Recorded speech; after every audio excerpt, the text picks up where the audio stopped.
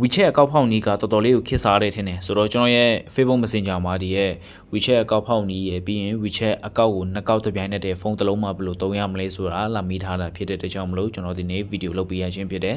ဆိုတော့ကျွန်တော်ဒီဖုန်းမှာ WeChat မရှိသေးတာဖြစ်တဲ့အတွက်ကြောင့်မလို့ WeChat ကိုအရင် download ဆွဲပါမယ် Okay WeChat download ဆွဲပြီးတော့ပြီဆိုရင်ကျွန်တော်တို့ပြန်ထွက်ကြည့်လိုက်တဲ့အချိန်မှာ WeChat အကောက်ထွက်လာပြီပေါ့နော်ဆိုတော့အဲ့ WeChat application ကိုကျွန်တော်တို့ကနှစ်ကောက်သုံးချင်တာဖြစ်တဲ့အတွက်ကြောင့်မလို့ setting ထဲမှာဝင်ပြီးမှ app ကိုရှာပြီးတော့ရင် app cloner တွေကဝင်ပြီးရင် WeChat ဆိုတာလေးကိုကျွန်တော်တို့ clone app ဆိုတာလေးကိုဖွင့်မယ်ဆိုရင် WeChat ကနှစ်ကောက်ဖြစ်တော့ပြီပေါ့နော်ဆိုတော့ဒီဖုန်းမှာကျွန်တော် SIM card နှစ်ကတ်ထည့်ထားတယ်ပေါ့နော် SIM card အသစ်ပေါ့နော်ဆိုတော့ SIM card ရဲ့နံပါတ်ကိုသိဖို့လိုအပ်ပါတယ်ကျွန်တော် MyTel ဖြစ်ထည့်ထားတာဖြစ်တဲ့အတွက်ကြောင့်မလို့ star 88 share ကိုနှိပ်မယ်ပြီးရင်ခေါင်းနှိပ် SIM 1ပေါ့နော် SIM 1ရော SIM 2ရောဖုန်းနံပါတ်ကိုသိဖို့လိုအပ်ပါတယ်ဆိုတော့ကျွန်တော် screenshot ရိုက်လိုက်မယ်ပေါ့နော်ကိုယ့်ဘက်ကို note နဲ့မှတ်ထားလိုက်မယ်ဆိုနေရတယ်ကျွန်တော်ကတော့နည်းနည်းပြင်းတာဖြစ်တဲ့အတွက်ကြောင့်မလို့ screenshot ရိုက်တယ်ပြီးရင်ခဏနေကြရင် Google မှာတွားပြီးမှကျွန်တော် copy ယူမှာပေါ့နော်ဒါကြောင့်မလို့ကျွန်တော် screen ရိုက်ခြင်းဖြစ်တယ်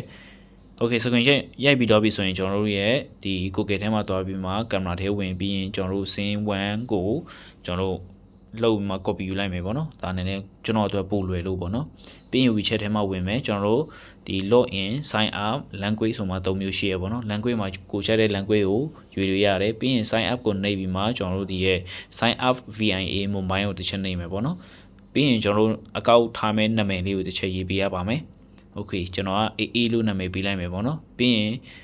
United States မှာကျွန်တော်တို့အနေနဲ့95တောင်မဟုတ်ရင်မြန်မာ language ကိုရွေးထည့်ပေးရမယ်ပြီးရင်ကျွန်တော်တို့ခဏ copy ထားတဲ့ဖုန်းနံပါတ်ကိုဒီမှာပေးလိုက်ချမယ်ပြီးရင်အောက်မှာ password ကိုကျွန်တော်တို့အနေနဲ့ခံမယ်ပေါ့နော် password မှာကဏ္ဍကြီးလေးပါမယ်ပြီးတော့ပြီဆိုရင် AD share တွေ MO ဟာတွေနည်းနည်းပါထည့်မယ်ပြီးရင်ကဏ္ဍလေးပါမယ်ပေါ့နော်ဒီ3မျိုးပါပြီဆိုရင်ကျွန်တော်တို့ password လေးလုပ်လို့ရပါပြီပြီးရင်ကျွန်တော်တို့အမှန်လေးချင်းမယ်အမှန်ချစ်ပြီးတော့အဆန် continue အစိမ်းရောက်လေးကိုနှိပ်ပြီးတော့ပြီဆိုရင်ကျွန်တော်တို့ stat တစ်ချက်နှိပ်ပြီးတော့ပြီဆိုရင်တူအားလေးမှာထွက်လာမယ်ပေါ့နော်ဒီမှာအနောက်မှာနည်းနည်းမုံနေတဲ့ background ကိုရွေးပေးပါဆိုခွေးပုံတွေကနောက် background မုံနေပေါ့နော်အဲ့ဒါလေးတစ်ချက်နှိပ်ပြီး okay နှိပ် okay ဆိုတော့ပြီးရင်ဒီကောင်လေးတစ်ချက်စောင့်ပေါ့နော်ဒီနားမှာဒီအဆင့်မှာဆိုရင်ကျွန်တော်တို့ Gmail အကောင့်အသစ်ဖောက်ထားတာလေးတစ်ချက်ထည့်ပေးရမယ်ပေါ့နော် WeChat အကောင့်Gmail တုံထားတဲ့ဟာမဟုတ်ဘဲနဲ့အသစ်ဟာလေးပေါ့နော်ပြီးရင်ကျွန်တော်တို့အနေနဲ့ဒီ I have complete verification ကိုတစ်ချက်နှိပ်မယ်ပေါ့နော်ပြီးတော့ပြီဆိုရင်ကျွန်တော်တို့အနေနဲ့ဒီ Gmail အကောင့်အသစ်ကိုကျွန်တော်တို့တစ်ချက်သွားပြီးမှကြည့်မယ်ပေါ့နော် Okay so WeChat ထဲမှာဒီလိုပုံစံလေးပေါ်လာတယ်ပေါ့နော်အဲ့ဒါကိုမှ click confirm ဆိုတစ်ချက်နှိပ်ရမယ်ပြီးတော့ပြီဆိုရင်တော့အမှန်ချစ်မှာပေါ့နော်အမှန်ချစ်ပြပြီဆိုမှပဲကျွန်တော်တို့ WeChat ထဲကိုပြန်သွားမှာပါ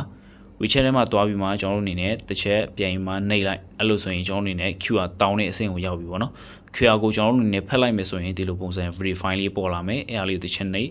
ပြီးတော့ရင်ကျွန်တော်တို့ဒီမှာကုတ်လေးတစ်ချက်စောင့်မယ်ပေါ့နော်ကုတ်လေးစောင့်ပြီဆိုရင်ကျွန်တော်တို့အနေနဲ့အကောင့်အသစ်လေးရပြီပေါ့နော်ဆိုတော့ခဏလုံးကကျွန်တော် WeChat